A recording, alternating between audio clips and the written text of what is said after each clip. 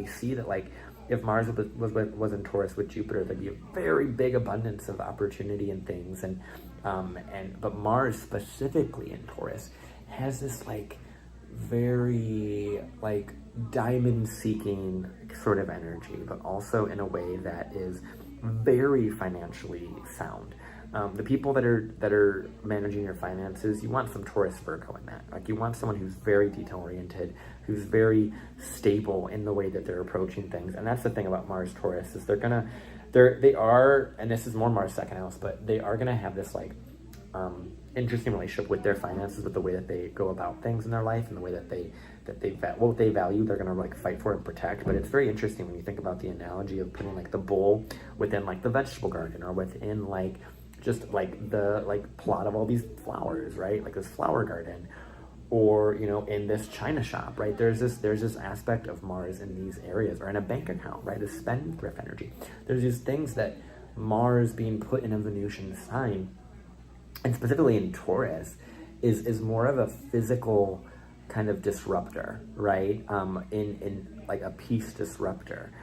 But when you phrase Mars and Taurus in a way that is looking for peace and is prominent in focusing on peace and finding ways to reach peace, they're going to do really well. Similar to Mars and Libra. People talk so poorly about Mars and Libra because it doesn't do well, but it can do really well when it's trying to find that middle ground. It works really hard on that.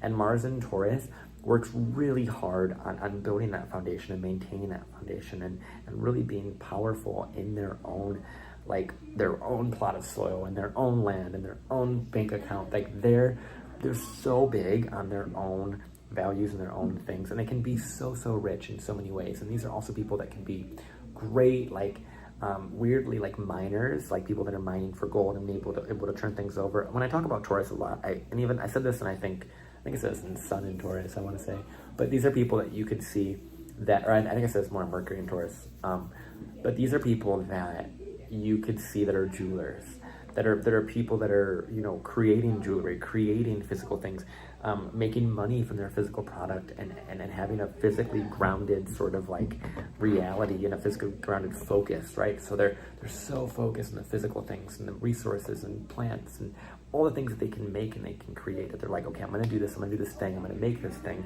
and I'm gonna sell this thing, right?